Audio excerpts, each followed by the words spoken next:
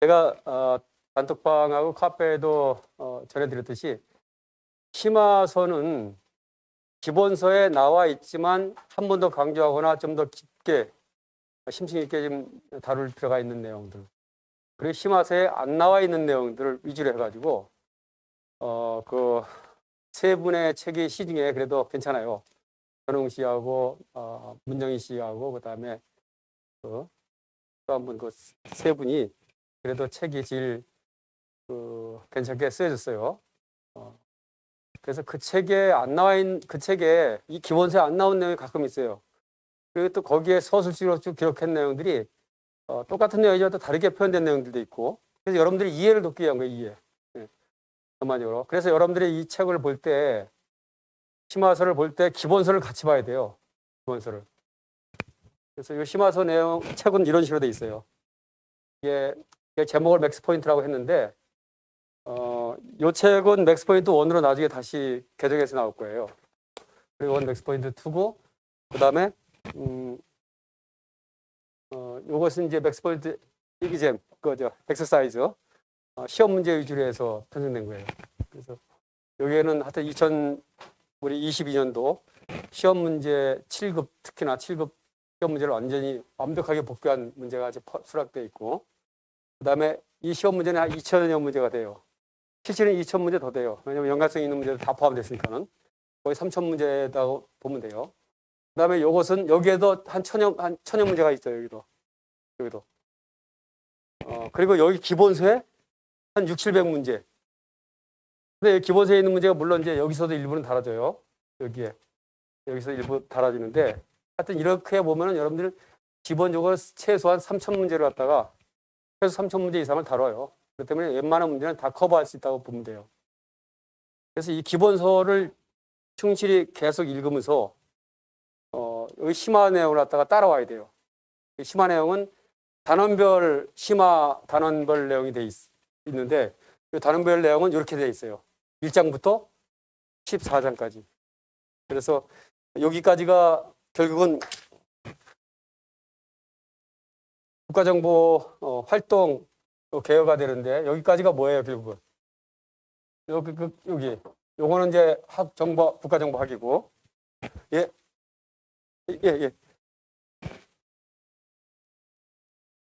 그렇지. 예.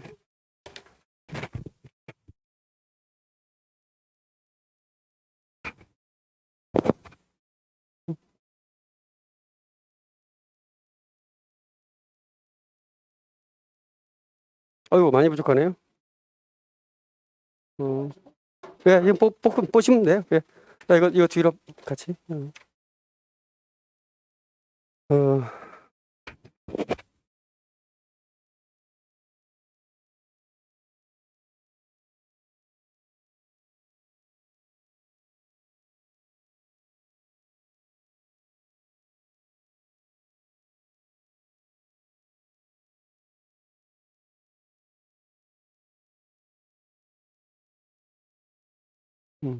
일장하고 1장이 부족한데요?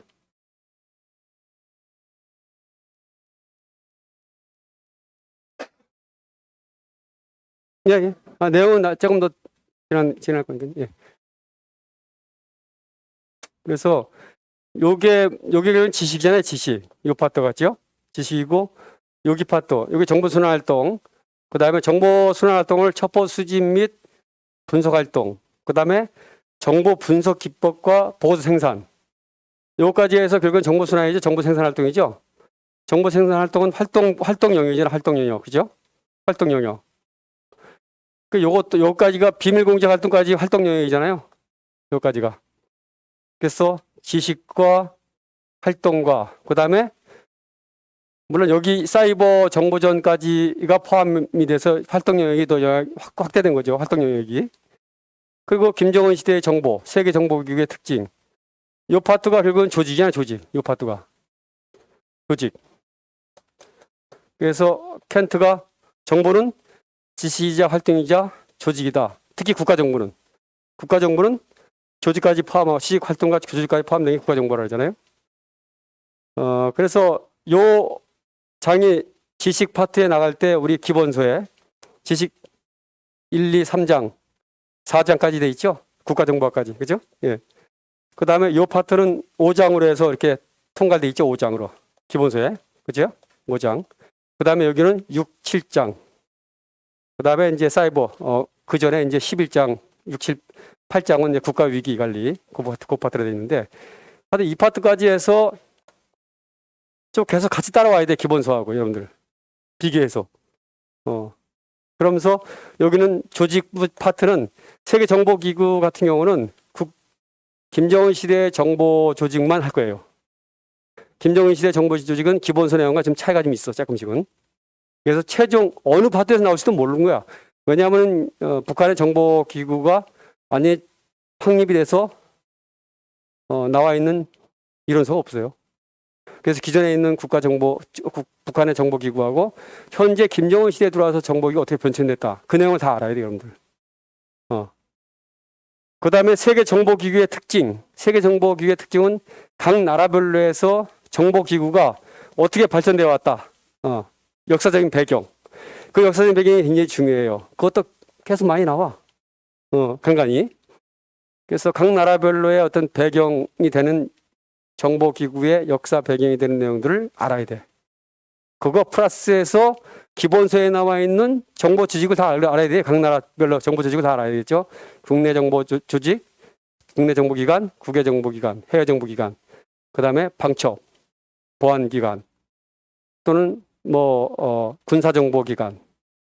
그런 기관들을 각 나라별로 여러분들이 다 분류해서 알아야 돼. 그 다음에 이것이 대통령 및 수상 직속이냐, 행정부 관할이냐, 또 국가정보기구냐, 국가정보기관이냐, 정확히 표현은 국가정보기관이냐, 아니면 부문정보기관이냐, 이걸 구분해서 여러분들 알아야 돼요. 그것이 세계정보기관에서의 조직에서의 여러분들이 공부해야 할 내용이야. 각 나라별로 각 나라의 정보기관이 발전되어 왔던 역사적인 배경, 플러스해서 각 나라의 정보기관들이 어떤 것들이 있다. 국내, 해외, 국가정보기관, 부문정보기관, 또 행정부 소속이냐, 대통령 소속이냐, 직속이냐, 그런 것들, 또 통합형이냐, 분리형이냐, 또 중앙집중형이냐, 혼합형이냐, 이런 것들을 좀 알아야 돼요. 그 다음에 이제 국가정보협력과 발전 방향, 그 다음에 정보의 통제, 국가정보의 통제. 이 파트도 굉장히 중요해. 이 파트도. 협력과 발전 통제 분야.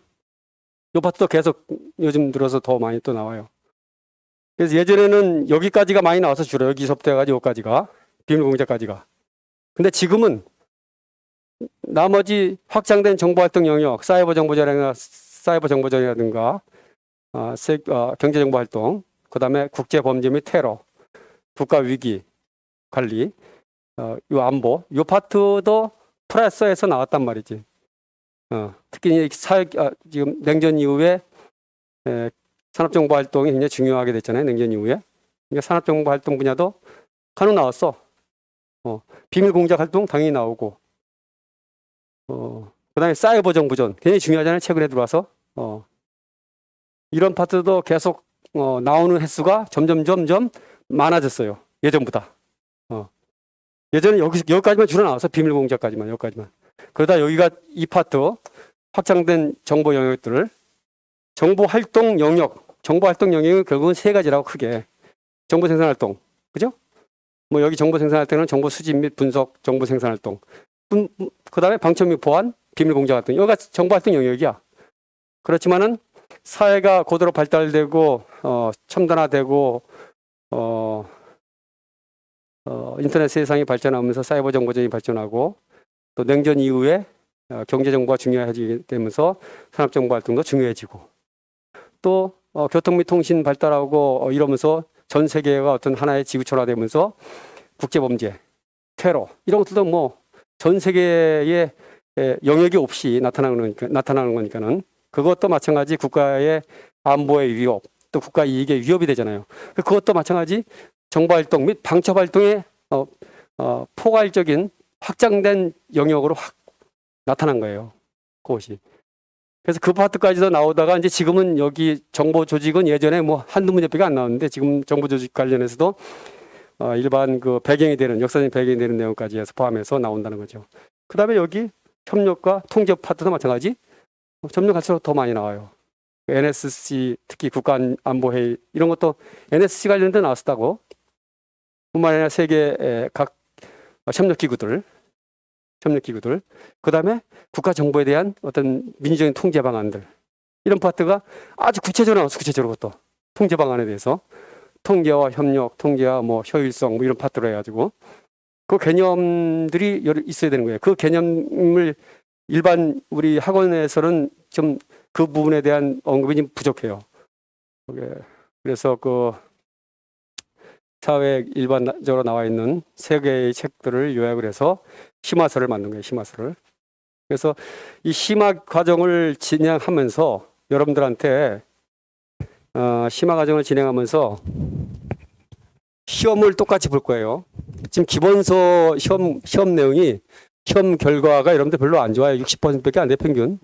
어떤 50%밖에 안 되고 막 그래. 그 기본서가 아직 여러분들 숙지가 안 된 거야, 다.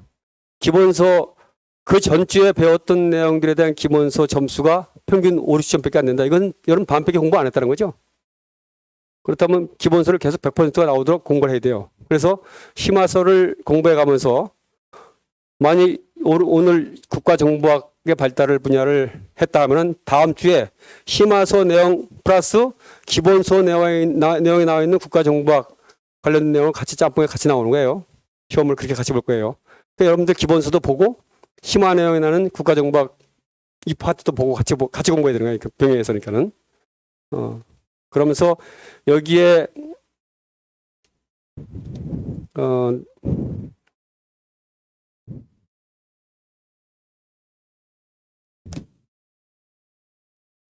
예.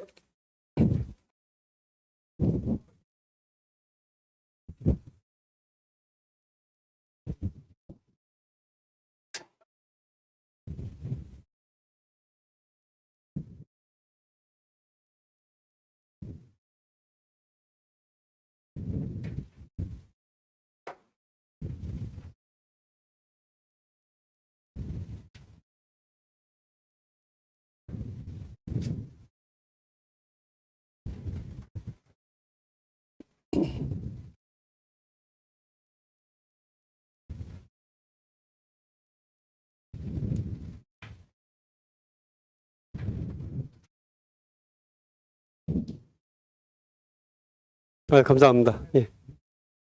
예.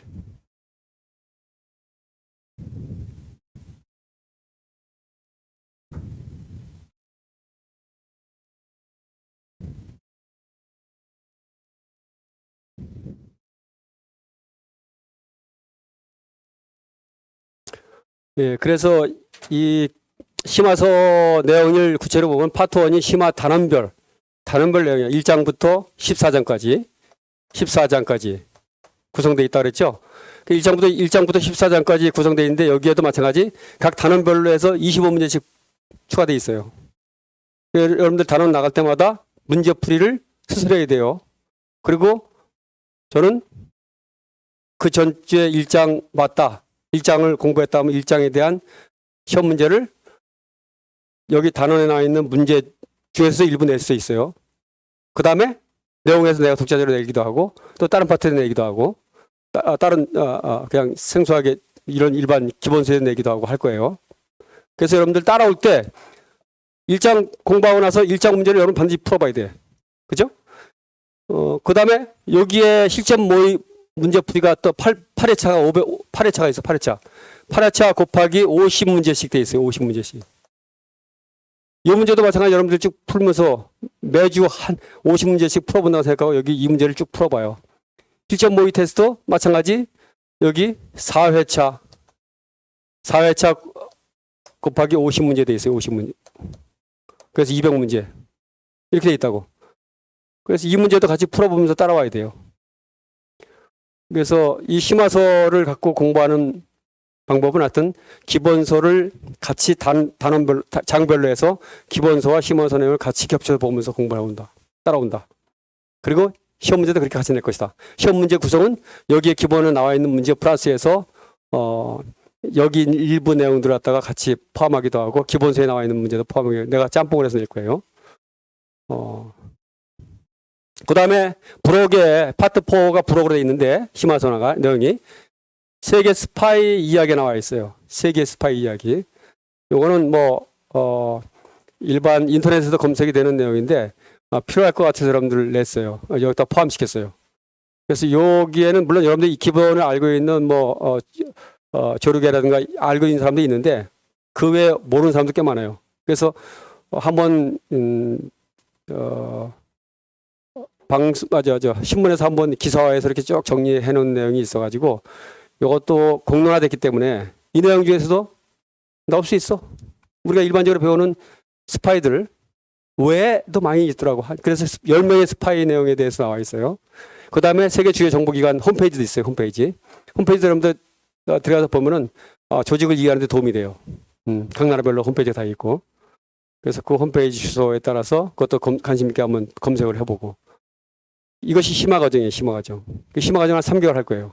3개월. 그 다음에 나머지 기간 동안은 문제풀이 하면서 기본 수업 심화서 내용을 갖다가 계속 반복적으로 또 강의도 하고 중간중간에 필요한 내용, 영역에 대해서 그러면서 문제풀이를 할 거예요. 그래서 이 앞으로 금년도 6개월만 여러분들 잘 따라와도 작년에 6개월 만에 고득점은 아니지만은 정상적으로 합격을 한 학생이 있어요. 6개월 만에. 어떤 경우는 3개월 만에도 합격한 사람도 있어요, 사실은. 근데 반드시 짧은 기간 동안에 합격하는 게 좋은 건 아니에요. 근데 공부하는 방법에 따라서 짧은 기간에도 합격을 하더라는 거예요. 공부하는 방법에 따라서.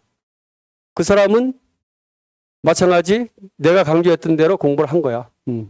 반복적으로 내 강의 내용을 스크린하고 못 들었던 강의 내용을 갖다가 영상으로 인터넷으로 인강으로 해서 계속 반복적으로 들어가면서 이 책을 계속 반복적으로 본 거예요. 기본서를. 그랬더니 합격하더라는 거지. 그 전에 솔직히 3년 만에 합격한 친구가 최고득점을 받았는데 작년에 그 친구는 1년 동안은 헛구설을 한 거야. 그러고 나서 합격한 인원한테 물어봤대. 어떻게 했냐고. 그랬더니 이 책을 반복적으로 보고 반복적으로 봐서 이 책을 완전히 숙지를 했다는 거예요. 그래서 그 친구도 그렇구나 해서 다시 1년 반 만에 나를 만나서 다시 공부해가지고 최고 국가정보학의 최고 고득점을 맞았어요. 그러니까는 공부하는 방법에 따라서 여러분들 시행착오를 겪을 수 있단 말이야. 내가 여러분들 가르쳐준 대로 공부하는 방법을 따라와야 되는데 자꾸만 딴 데 신경 써가지고 시간은 더 많이 들고 성과는 없고 그런 현상이 많이 제가 봤어요. 그러니까는 내 수업에 제발 좀 집중해달라고 내가 계속 얘기하는 게 그거예요. 그래서 기본서도 제대로 이게 못 드는데 기본서도 50%밖에 못 맞는데 다른 걸 자꾸만 찾아서 공부한다고 실력이 상승이 되지를 않는다는 거예요. 절대로. 이 기본서만큼은 정확히 여러분이 다 알아야 돼. 여기서 80, 90% 다 나와. 다 커버될 수 있어. 그리고 20%를 솔직히 이 심화서에서 내가 혹시나 해서 우려스러운 내용들도 포함시킨 것들이에요. 심화서는. 그러니까는 지금 남은 6개월 기간만 여러분들 지금 기본서 내용도 이거 제대로 강의를 제대로 안 들었다 하면 기본서 내용을 인강을 계속 반복해 들어요. 빠른 속도로 해서 반복 들으란 말이야. 들으면서 심화서 내용 따라와요. 같이. 그래서 기본서를 계속 반복적으로 강의도 듣고 반복적으로 읽는다. 강의 내용을 완전히 숙지한다 했다면 이건 기본서 내용을 그냥 쭉쭉 훑어가면서 계속 보는 거야. 그래서 물방울이 떨어지면서 그 지워지지 않도록 어떤 머리에 지워지지 않도록 계속 보는 거야. 계속 이걸 반복적으로. 공무원 시험은 그거예요. 하나 갖고 계속 파면서 이걸 집중적으로 팠다고 해서 여러분들 1년 후에 그 기억이 남느냐? 안 남는 게 대부분이. 근데 그걸 한 문제를 파기 위해서 얼마나 많은 시간이 소모가 돼요? 그러면서 한 파트는 뭐 많이 집중적으로 할 수 있겠지만은 전체적인 아웃라인, 전체적인 개념이 안 잡힌 상태에서는 절대로 좋은 점수 못 받아요. 근데 이 책을 쭉 보다 보면 전체적인 맥락을 쭉쭉 보인다는 건 맥락을 갖다가. 그렇게 공부를 해나가야지만 여러분들이 충분히 합격권 나가서 고득점까지 맞을 수 있어요. 그래서 그렇게 해서 요 심화서를 따라오고 그 다음에 맥스 포인트 같은 경우는 나중에 또 들어갈 때 그 문제들을 갖고 문제풀이도 해주고 또 추가 시험 문제도 혼합을 해서 내가 또 내면서 여러분들 평가를 해가면서 문제풀이를 해나갈 거예요. 그래서 4월 말까지는 심화서 내용을 갖고 하면서 중간중간에 필요하다 보면 기본서 내용도 같이 포함해서 강의를 할 계획입니다. 예.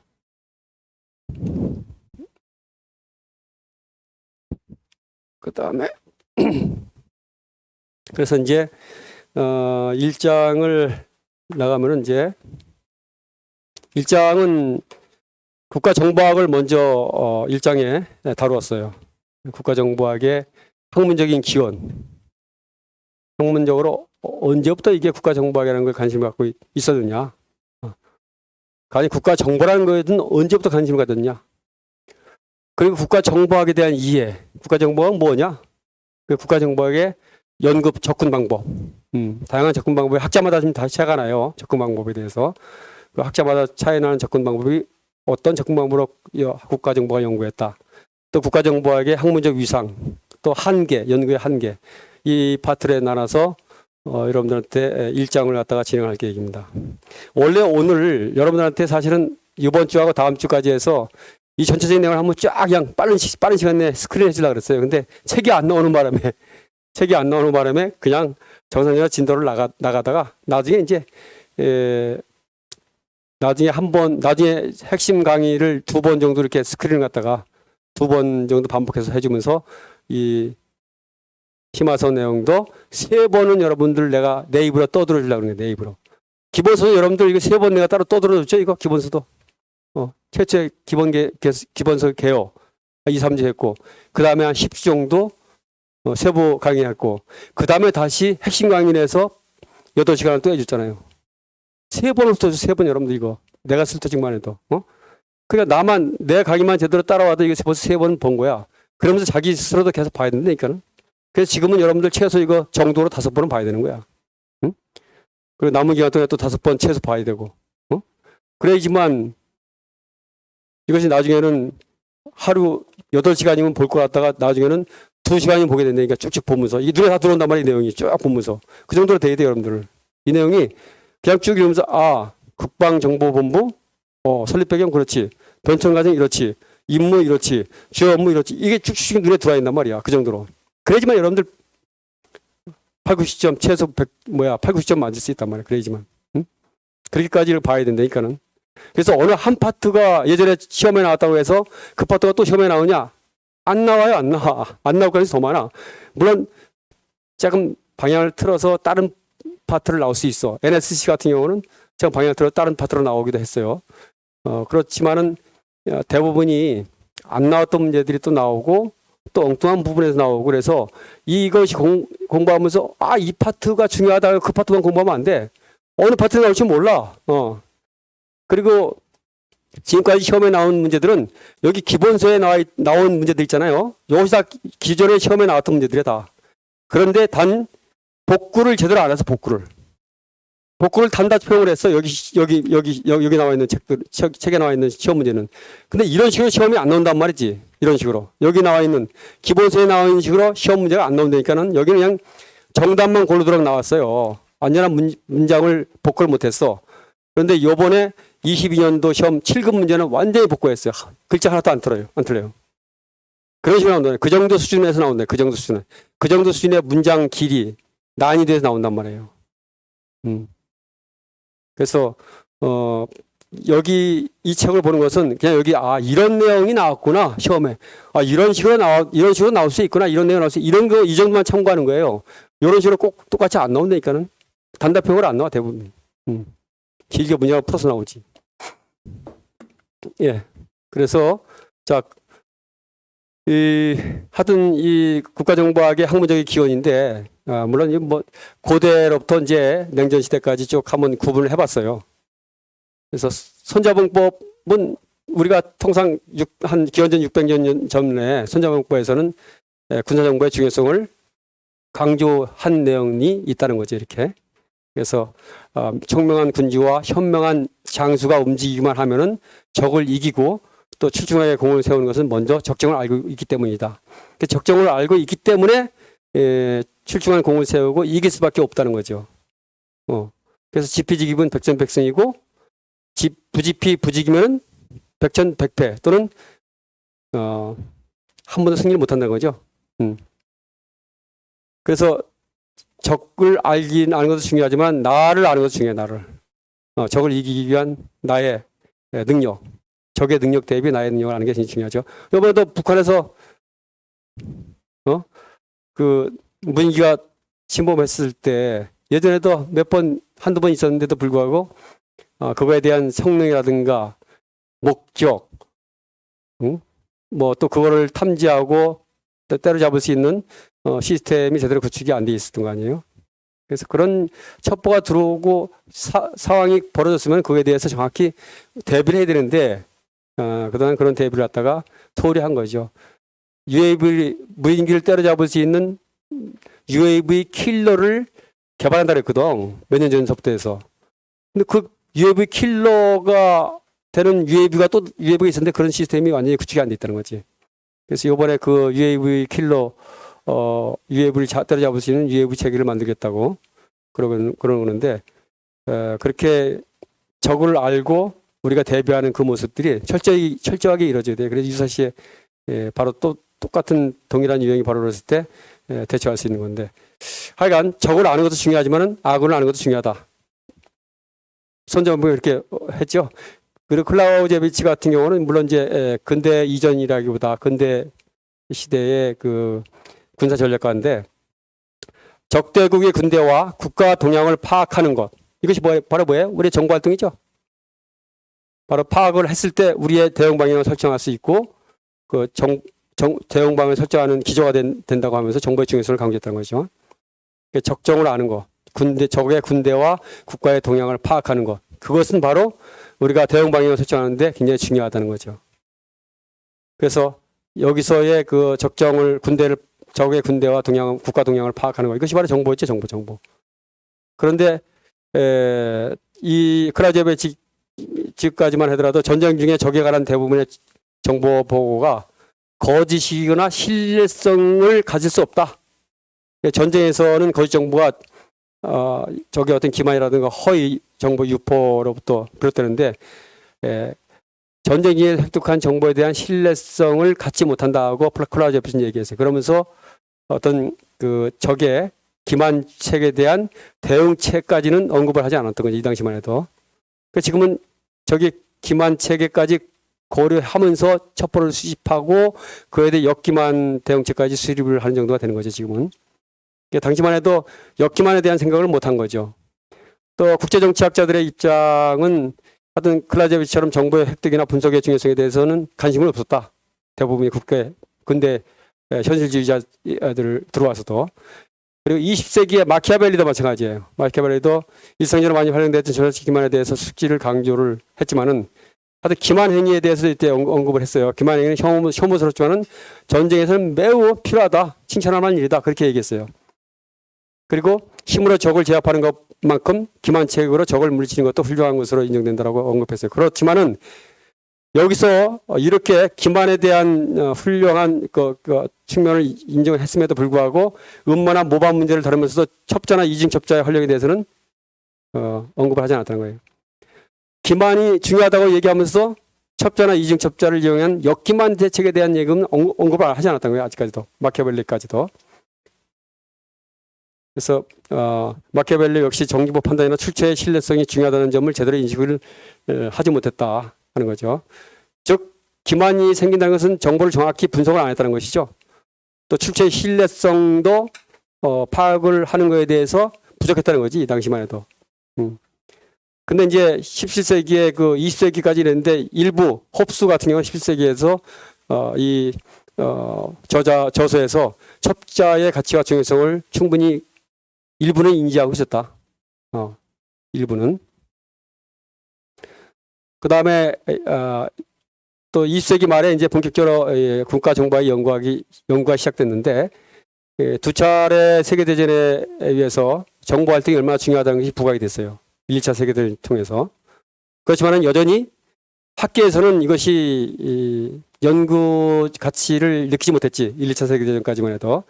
정보가 중요하다는 걸 느꼈지만은 그것은 하나의 국가적인 차원에서 또 군사적인 차원에서 중요하다고 생각했지 학문적으로 그것이 중요하다고 생각하지는 못했다는 거죠.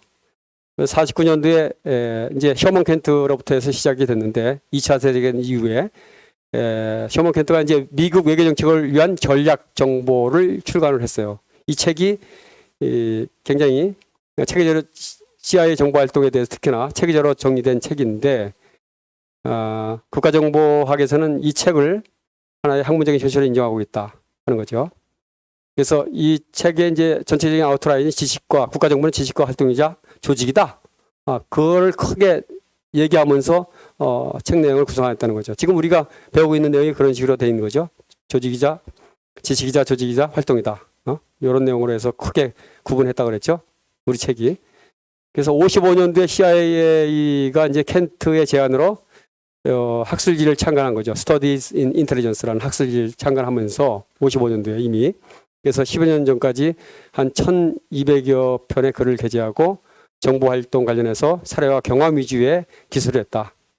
그리고 정보 활동에 대한 실패의 문제점, 그 다음에 성공 요인, 또 정보 분석 기법 등에 대해서 학술적인 논문을 제시하기도 했고 학문적인 차원에서 체계적인 연구를 토대로 어떤 중요한 그 역할을 했다는 거죠.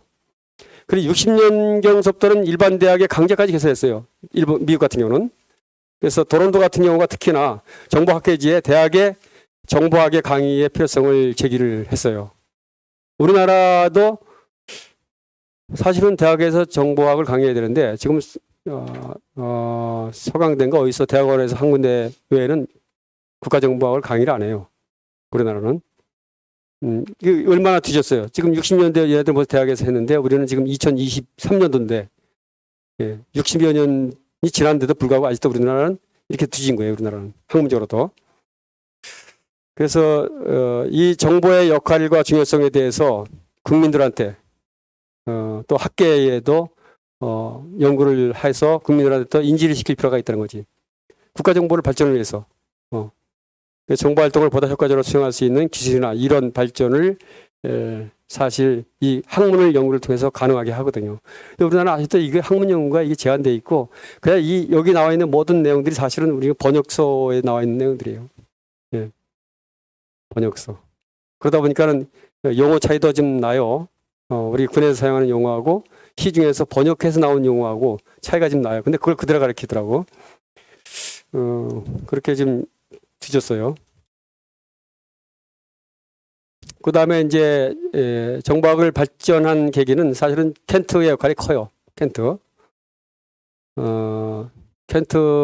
역할이 큰 것은 하여튼 보안과 지식의 발전이 서로 간에 충돌한다. 그래서 보안의 범위를 축소시켜야 한다. 보안이라 합치기 위해서 전부 다 묶어놓으면 비밀로 해서 묶어놓으면 이걸 학문적으로 연구할 수 없다는 거죠.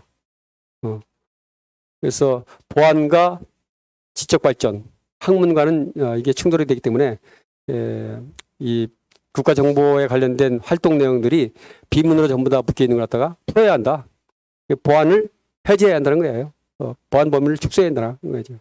공개를 해야 한다는 거죠. 그래서 정보의 공개성과 일반 학문의 한 분야로서 공개성을 기반으로 한 학문의 한 분야로서의 연구를 촉발할 수 있는 어떤 개념적인 제시를 한 거죠. 켄트가. 그러면서 미국 같은 경우는 하여튼 100여 개 이상의 대학이나 대학원에서 국가정보학을 현재 강의하고 있다. 그러니 영국도 사실은 같이 연구를 진행해 왔어요. 그런데 영국이 좀 뒤늦게 된 이유가 1911년도에 제정된 공문서 비밀보호법이라는 게 있었어. 근데 이것이 1911년도에 제정이 돼서 1989년까지 이 공문서 비밀보호법에 의해서 국가정보 관련된 비밀을 공개를 안 한 거야.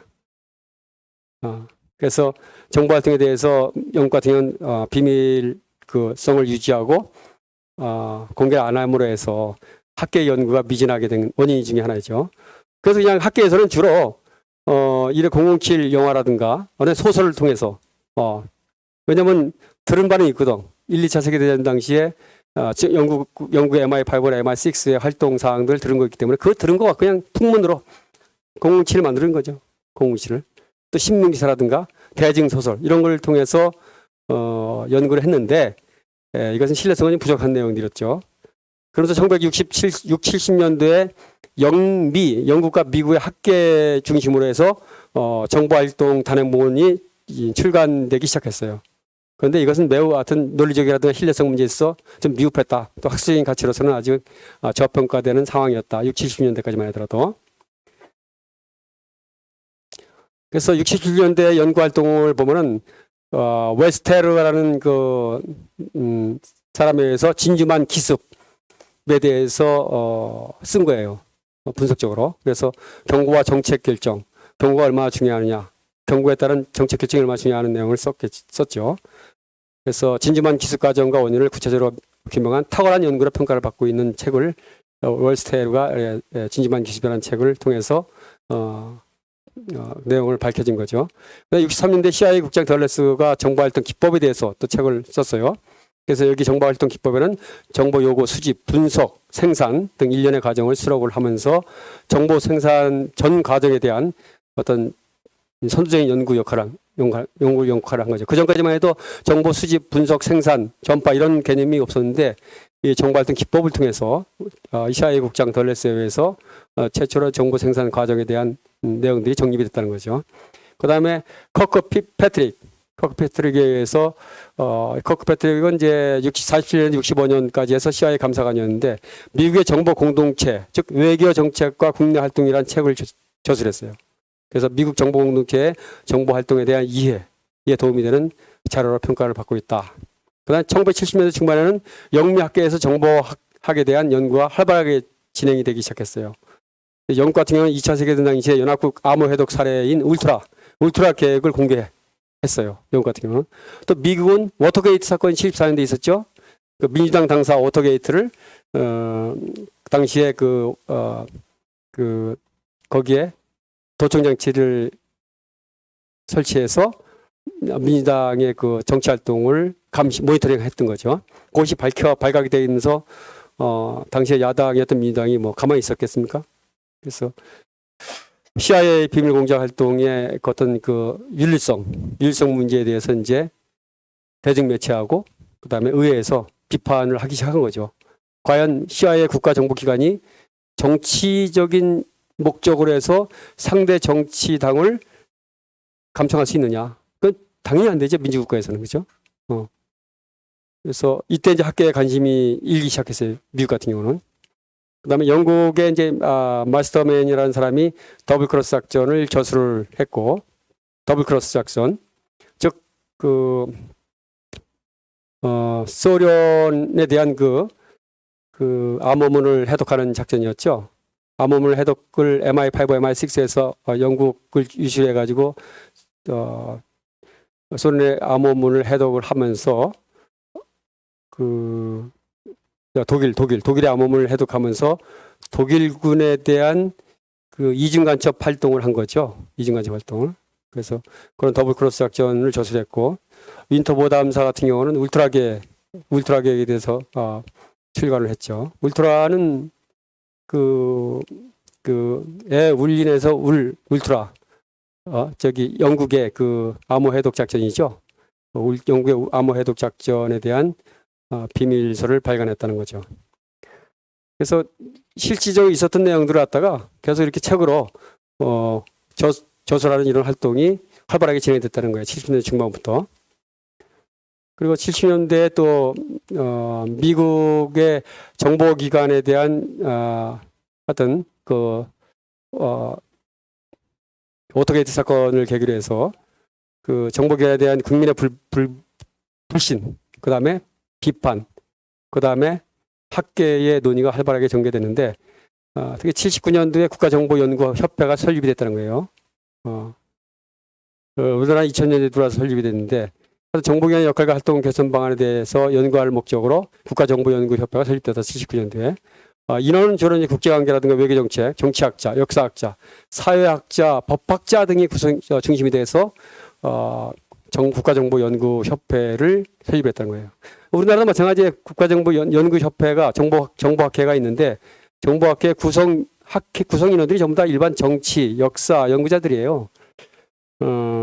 그러니까는 군 생활을 정상적으로 정보가 군에서 어떻게 흘러왔다는 걸 잘 모르고 그냥 연구한 사람들이에요, 주로. 한의원 씨도 마찬가지고. 문정인 씨는 정보사의 병사로 근무했던 사람이에요. 그런 나중에 이제 공부를 더 해가지고 정치학, 국제정치조를 공부해가지고 이걸 책을 쓴 건데 결국은 문재인 정권 당시에 외교 라인을 근무를 했죠. 일을 했죠. 문정인 씨, 전웅 씨. 다 이 사람들이 정상적인 군생활 한 사람이 아니에요. 한의원 씨도 마찬가지고. 이 사람들이 쓴 책들은 전부 다 한의원 씨 책에서 시험 문제가 많이 나왔다 그러는데 사실은 한의원 씨도 전웅 씨라든가 문정인 씨가 쓴 책 내용을 갖다 요약해서 만든 거예요, 이거. 한의원 씨가. 중복된 내용이 굉장히 다 많아요. 세 책이 다. 그래서 전부 다 우리나라의 어떤 내용을 쓴 것이 아니라 번역서야, 번역서. 학문제 연구된 번역서야. 그래서 우리나라도 그렇게 시작을 지금 늦게지만 그렇게 시작했지만은 정상적인 전문가는 없다, 아직까지는 많이. 미국도 마찬가지 정보에 대한 전문가는 많지 않았죠. 당시만 해도. 단지 이제 CIA 근무했던 인원들, 셔먼 켄트라든가 CIA 근무했던 인원들을 중심으로 이제 많이 연구학자로서의 활동을 한 거죠. 그래서 국가정보학회에서 연구협회에서는 미국의 정보활동 분야별로 실태와 문제점들을 도출하고 개선책을 제시하는 이런 활동을 했다는 거예요. 그래서 학물 발전에 기여하고 미국의 정보활동 방향 설정에 많은 도움을 줬다 하는 거예요. 80년대 영미학계에서는 꾸준하게 연구가 또 계속됐어요. 그래서 85년도에 영국의 앤드류는 Her Majesty's Secret Service 해가지고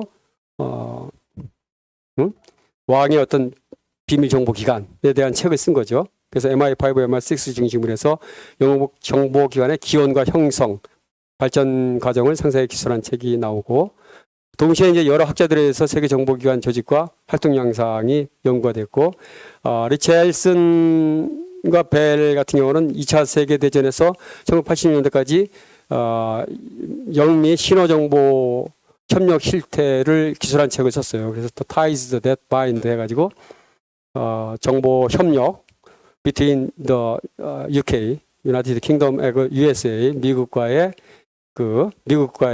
정보 협력에 관련된 내용을 저술한 거죠. 그래서 이렇게 학계에서 꾸준하게 80년대에도 연구가 됐다.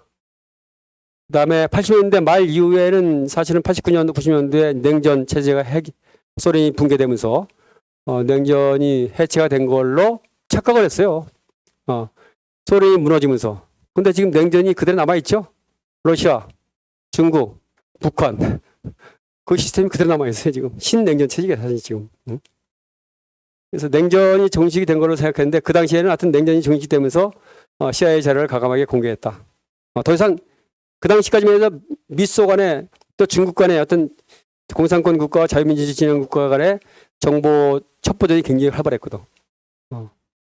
그러다가 소련이 무너지니까는 가장 큰 덩어리였던 공산주의 국가의 가장 큰 덩어리였던 소련이 무너지니까는 공산주의가 전부 해체된 걸로 생각하고 CIA 자료를 과감하게 공개했어요.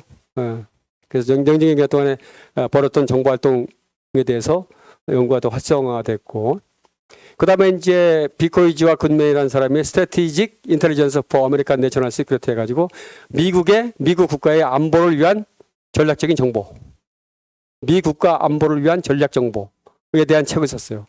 정치학적 체계 이론을 활용해서 수집, 분석, 정보 활용 등의 과정 분석 내용을 방법론적으로 매우 정교하게 저술했다라고 평가를 받고 있어요. 또 슐스키 많이 들어봤죠? 슐스키 사일런트 워페어.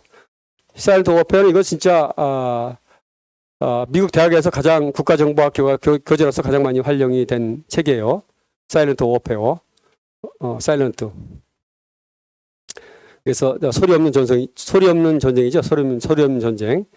여기에 사이언트 워페어에서 정보학의 개념에 대한 내용이 이제 정립이 됐고, 정보활동, 조직 운영 등 국가정보 전반에 대한 체계적인 정리를 했다는 거예요. 그래서 오랜 기간 동안 일반 미국의 대학에서 이거에 대해서 이 책이 바로 사이언트 워페어를 갖고 국가정보학을 강의했다는 것이죠. 허만도 들어봤죠? 인텔리전스 파워 인 피스 앤드 워 해가지고 정보력, 평화, 전평시, in peace and war, 전평시 정보력에 대한 정보가 얼마나 중요하다는 것을 정보력에 대한 책을 썼죠. 그래서 국가정보의 연구 수준을 한 단계 업그레이드해서 수집 분석 등에 대한 정보활동과 정보기관의 조직 구조와 문화 특성에 대해서 심층적인 분석을 했다. 그리고 평가를 받고 있고, 마크 로렌탈 들었죠? 마크 로렌탈은 인텔리전스, 즉 from secret to policy에서 비밀로부터 정책까지 하는 이 책을 썼어요. 그래서 이 책 또한 그 최고의 그 국가정보학 분야에서 베스트셀러로서 대학의 학부생 교재로서 활용이 됐다는 거예요.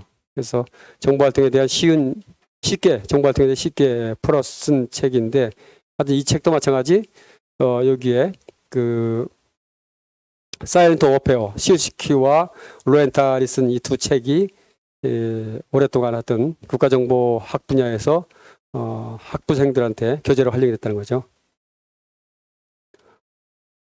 자, 그 다음에 이제 1990년대부터 2000년도까지 연구 활동이에요.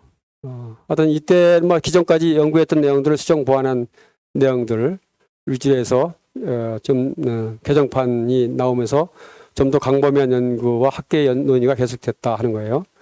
그래서 이때 이제 이론적인 체계화를 시도했다.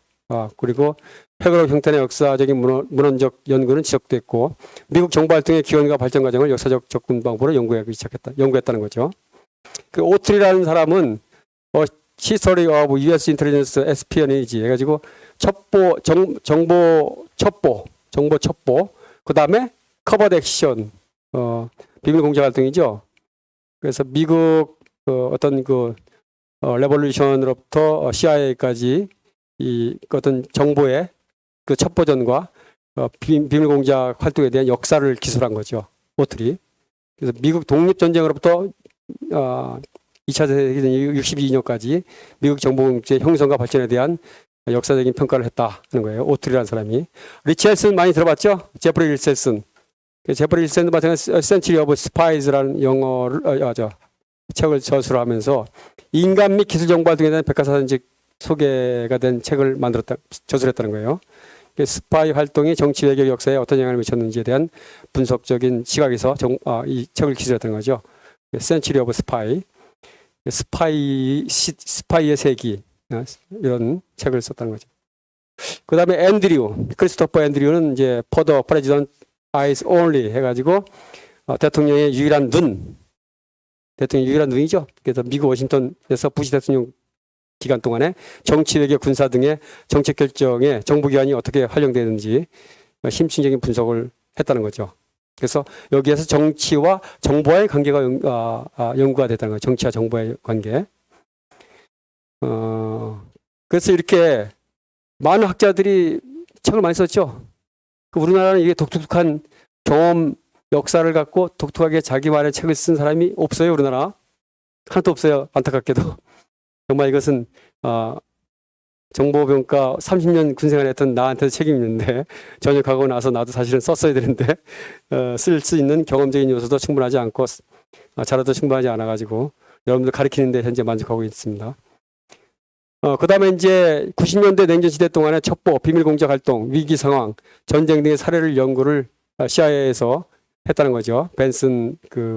베노나 작전을 연구를 하면서, 그래서 영국과 미국과 1919년 48년간 3,000여 개의 소련 신호정보, 암호 전문에 대한 감청, 해독 내용들에 대해서 CIA에서 베노나 작전이라는 책을 썼다는 거죠. 베노나는 2차 세계대전이 끝나갈 무렵부터 해가지고 영국과 미국이 소련에 대해서, 공산권 국가에 대해서, 또 독일과 공산권 국가에 대해서 암호 전문을 해독한 작전이죠. 그래서 그 관련된 내용들을 썼다는 거죠. 또 비밀 공작의 배경과 진행 과정, 또 정치의 의미, 위기 및 전쟁 시의 정보활동 연구가 쭉 이렇게 이런 사건마다 연구가 이루어졌다는 거예요. 그래서 이란의 팔레비 정권 옹립 공작과 과테말라 정치 공작, 비그만 신공 사건, 칠레 아엔데 정권 전복 공작, 이란 컨트라 사건, 그리고 한국 전쟁과 베트남 전쟁, 수에즈 운하, 중동전, 2차 중동전이죠. 그다음에 쿠바 미사일 위기, 그다음 포에블로 브나치, 그다음에 대한 항공기, 우리 항공기 폭파 사건, 이런 것들을 통해서 정치적인 의미와 위기 관리, 그다음에 정보 활동에 대해서 90년대부터 연구가 집중적으로 됐다는 거죠. 또한 그 구조적인 접근 방법으로서 문헌적, 또 역사적인 연구와 기능적 연구는 좀 상당히 저조했다. 그 이유는 정보기관 내부의 구조나 운영 실태는 아직까지는 보안성을 유지했기 때문에, 그러니까 국가정보기관의 기능과 조직에 대해서는 계속 보안을 유지를 많이 한 거죠. 지금도 많이 유지를 해요. 그냥 오버롤하게는 밝혀지고 있지만은 구체적으로는 할 수 없는 거죠. 심지어는 미국 같은 경우는 법에 의해서 국가정보원 요원에 대해서 신상을 공개할 수 없게 돼 있죠. 상대적으로 CIA나 미 정보 공동체 조직 구조나 운영에 대한 연구는 지속됐다. 미국 같은 경우는 뭐 CIA는 기본적으로 기존서부터 해서 많이 연구가 되어 왔고, 또 정보 공동체 같은 경우도 사실 미국의 정보 공동체 각 정보기관들에 대한 연구는 많이 지속되었다. 미국이. 그리고 각국의 정보 기구에 대한 비교 연구는 아무래도 각국이 자기 정보 조직에 대해서 뭐 공개를 안 하니까는 비교 연구하는 것은 많이 저조했다. 2000년도까지. 여기서 정보 실패에 대한 연구는 10분간 쉬었다 합시다. 예.